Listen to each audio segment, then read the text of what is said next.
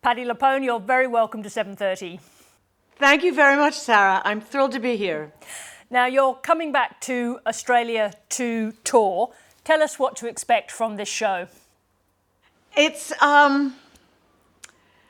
songs from my life, basically.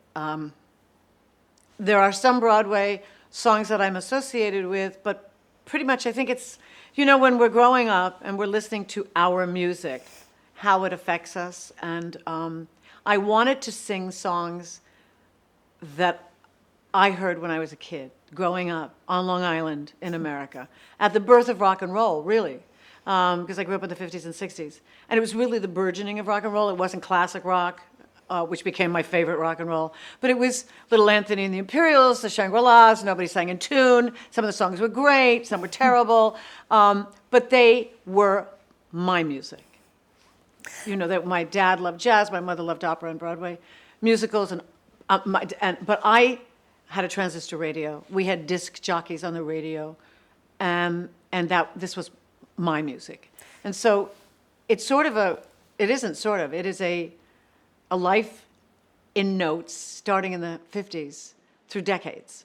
So I will recall decades with songs, and then I will speak specifically to touchstones that changed my life because of this particular song. And do you remember the first song that woke up your musical inner life?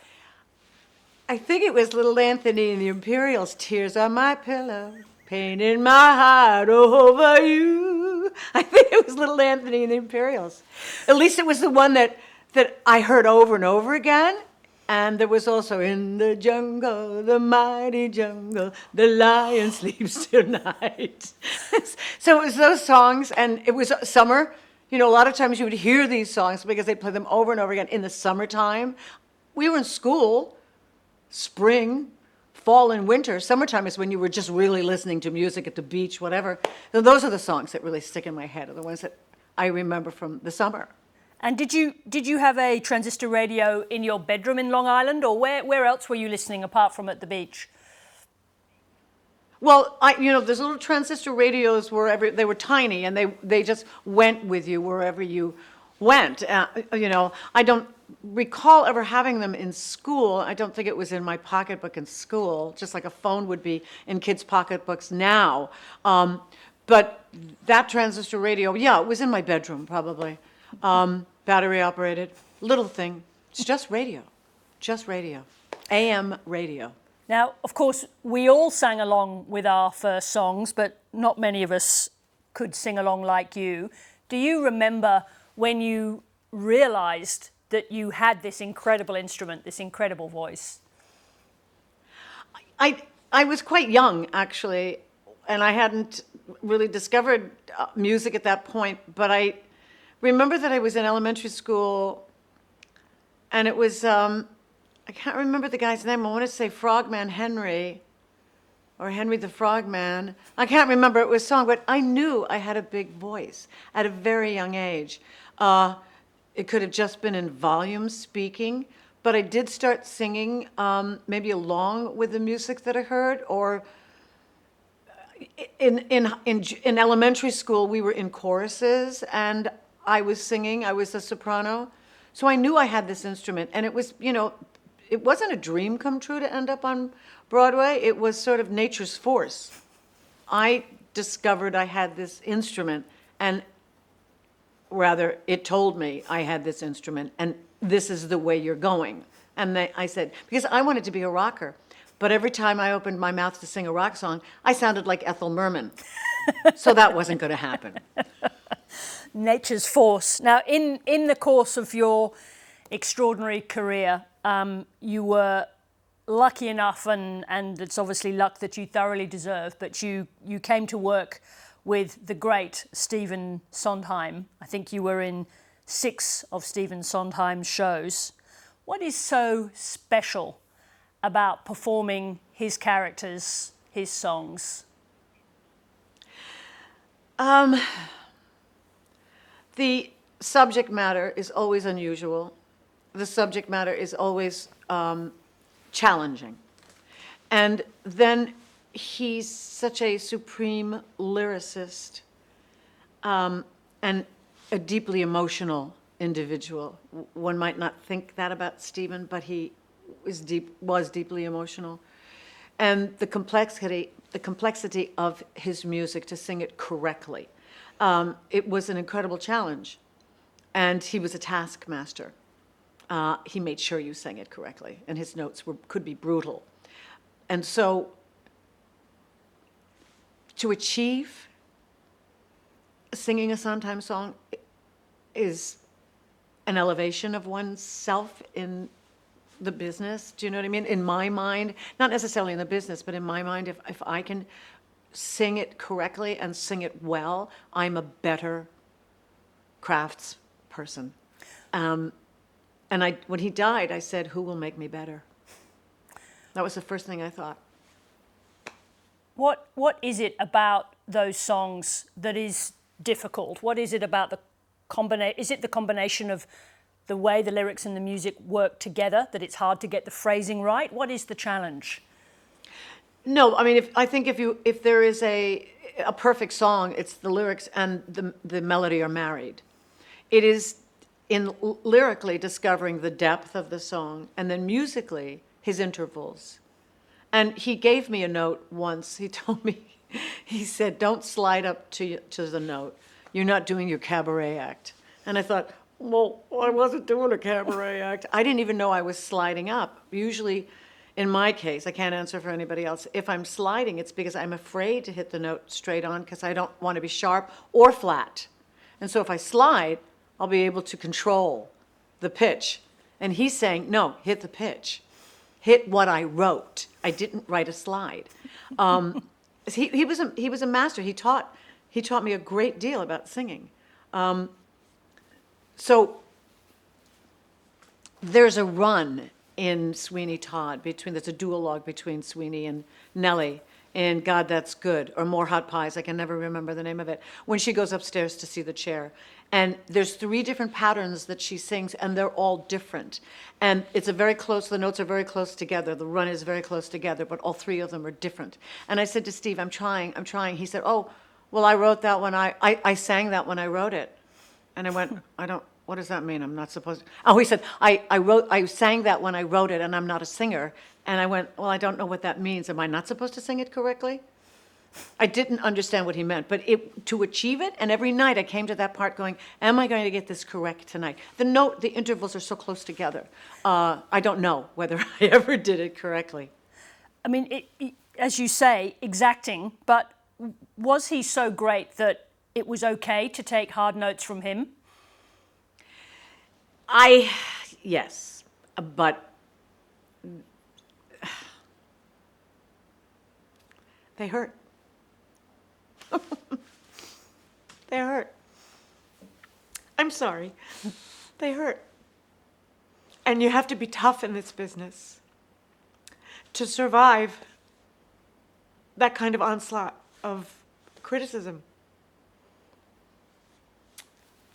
But I wouldn't change it for the world because I learned so much from him. I'm sorry. And I'm sorry that I'm crying. Please don't apologise. They are extraordinary. They're obviously difficult, but they're obviously exquisite memories as well.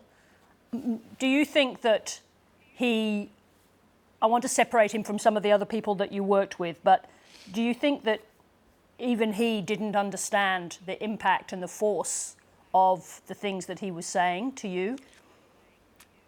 Absolutely. I don't think he knew that that there was another way to give the note, because he was so involved, so passionate, that he spoke from an immediate reaction. And I do the same thing. I've seen grown men cry when I'm yelling, but I'm a woman. I'm a woman in this business, and then to get that kind of criticism, or that a barrage of criticism, I appreciated what he said when I was able to interpret it after the assault, and I don't blame him for it. It was who he is. And as I said, show business made me tough. I wasn't born tough, but what you're dealing with personalities. One is dealing with personalities, and actors are low men on the theatrical totem pole. Everybody's coming at you. The choreographer, the director, the composer, the lyricist, the producer, everybody's coming at the actor. Shoot the messenger. And so I'm an emotional creature, and it's difficult for me then to separate it. I do remember once when he was giving me a tongue lashing that I sat there and I said to myself, if there was anybody with less experience than me, they would hand in their equity cards. Mm-hmm. That's how bad it was. But the note, because when I deciphered the note, because I went around asking everybody, can you hear me? Do you understand me? Can you hear me? And the mic person that handed the mic, she said, Patti, when you're emotional, you garble. And I went, that's the note. That's what he was trying to tell me. He was telling me, in emotion, enunciate, because it's garbled. And the next day he came in, the performance, he said the difference between night and day. And so I was glad that I understood and was able to correct it. But that was a lesson for the future as well, not just for that performance. I mean, as you say, that was a clear note that had a positive impact on your performance. But was it also to do with the culture of the time, that degree of, it is, we would call it bullying now, was tolerated, just completely tolerated? I don't know whether it was, in some cases, absolutely there was bullying. And I think now back on the mostly gentlemen that I've worked with, and wonder why they approached it in that way. And sometimes it was to get a better performance out of you. And like I said, you have to toughen up. Again, I think it's a personality issue. I think these men in the position of power needed to express something, and that's the only way they knew how to do it. And it was of a time. It was definitely of a time. I am kind of afraid of the direction it's gone in now, because there's too much sort of coddling of the entitlement. Do you know what I mean? You have to put in the work, and you have to listen to criticism, and you have to adjust. You have to be better. You have to, continually improve. But we've gone the opposite way now, completely, where there's mental health breaks. Let me ask you about the show associated with your first really huge breakthrough, which is Evita. Now, the story goes, and I don't know if this is correct, that you really found that character performing years after its initial success in Australia. Is that really what happened? And was it to do with being away from Broadway? It's not that I found the character. I was playing the character that I developed in Los Angeles. But there was great resentment to this production, to this musical, because it was a Nazi harbinger, somebody that was harboring the Nazis, the Peronistas, the Peron, Juan and Eva were Nazi sympathizers. It was British upstarts taking over American musical theater. And it was a sung-through modern opera. Actually, it was, like a rock opera, but it was really a modern opera. Hal did an incredible job of making it an opera, modern opera, as opposed to a rock opera. I found the character, but every night, my applause used to dip after Mandy's. And as I was bowing, I'd go, that's because I've convinced them of the character. I didn't know how to take it. When I came to Australia, that wasn't years, that was months after I had left the Broadway production. I left the Broadway production because I'd lost my sense of humor. I got a telephone call from Robert Stigwood, and I never picked up the phone because I had 14 to 16 hours of vocal silence. That role was so difficult. I picked up the phone. I'd left the show 3 months earlier. I picked up the phone. It was Robert Stigwood. He said, do you want to come down to Australia? And I thought, no one's ever going to ask me to go to Australia to work. And I said yes. And when I came to Sydney and opened one of the reviews said I acted like an inspired witch, and I went, they got it. They got me. I'm free. Did not have the pressure of being a New Yorker in the New York environment, which is vicious anyway. And I'm here. I'm in Sydney. I'm in love with someone, and I'm doing this play where the critics have appreciated the interpretation. So it could not have been a better experience. And it was a phenomenal cast. John O'May, Peter Carroll. I mean, they're wonderful, wonderful actors and a brilliant ensemble that I think of to this day, that I love to this day. Tell me something. Obviously, musical theatre has changed over the decades that you've been performing. Have audiences changed as well? It's interesting. I'm a Tony voter, so I've been seeing a lot of theatre, and I think the audience goes to what they know. And so I went and saw The Wiz, I went and saw Tommy, and then I saw The Outsiders, and then I saw Mother Play. So the audience, I have to say this, no phones are going off, which is great. And I just have I to think say, audiences have become... I have to say for the audience, you famously once told an audience member in no uncertain terms to shut their phone off. No, once, several times. But what audiences don't know is how many times we don't tell the audience. We go to stage management, who goes to house management, who sends an usher down. But this was ridiculous. It was on an automatic, flash. So less people are using their phones. They're not necessarily turning them off, but they're turning them on silent, so you can sometimes still see that light. I do think audiences have changed. And I don't think necessarily for the better. I don't think we're educating audiences, which is a pity, because we need to educate them. Tell me about that. What is it? Is it the type of subjects, the way they're written? What are you not doing that you think the great writers of musical theatre in the past did? Well, it's not just musical theatre, it's plays as well. I think there's a time where art reflects and then art leads. And I think at this point, art should lead. It should reflect what is happening in the world today, but audiences don't want to be challenged. They don't want to be. They want to go to what they know. So they're going to Michael Jackson shows, they're going to Neil Diamond shows, they're going to see The Wiz. They're going to what they know, as opposed to being challenged. And that's a problem. But that it's also insanely expensive here.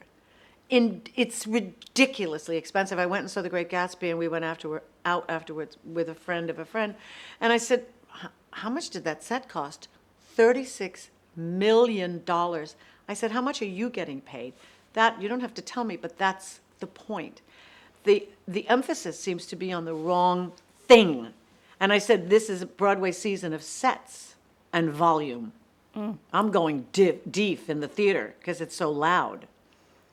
So how do you get audiences, how do you retrain the audience to want more, to expect more, to be more demanding? I don't know. I mean, I'm only the messenger. I think the producers have to invest in the playwrights and take the chance to put on, stuff that will transform an audience. But we don't have producers that necessarily want to do that. Everybody wants another Hamilton. Everybody wants another Wicked. It's a crapshoot, Broadway and musical theater. There's more flops than there are hits, and you have to do it for the love of it. And I'm not sure people that are investing love it. I think they want to make a fortune, and that's crazy. That's crazy. I want to just come back to the show that you're going to do, because this one is about your life in musical theatre, and your memory must just be full of songs and musical phrases. When you think about it, where did the moments of your greatest joy in music come from? Well, first of all, it's not a show of musical theatre. I have to set that straight. Yes, you will not clear. hear. I'll tell you what sticks in my mind and my heart to this day. I had a choral master in junior high school, who then moved with our class, our graduating class, to high school. So I had her for 6-7 years, Esther Scott. And when I was growing up, there were competitions, and there were, you know, all Suffolk, which is all county, all state, and all Eastern, which were the best singers in the county, in the state, and up and down the Eastern Seaboard. And when I was in all Eastern, in the soprano section, and I heard the voices around me singing, I was floored and humbled. I thought I was the center of the universe until I heard much better singers than me. And I understood what I had to do, how I had to apply myself and take my talent seriously. It was, and I've never forgotten it. I've never forgotten any one of those experiences, especially all state and all Eastern, listening to the voices. And I have no idea if any of them took it further, whether they made a career in opera or, maybe musical theater. Nobody's come up to me. Well, my director, no, I beg your pardon. I had a director on Life Goes On who said, I was in All-State with you. And I went, oh my God, you were in All-State with me. I remember some of the songs that we sang there, and I remember the joy that I felt in a chorus of over 100 kids. It was stunning. And it's the thing that sort of set me on a more serious path. No one can do better than end on joy. You've given me joy now, and you've given countless people joy over the years, and you're coming here to give us some more.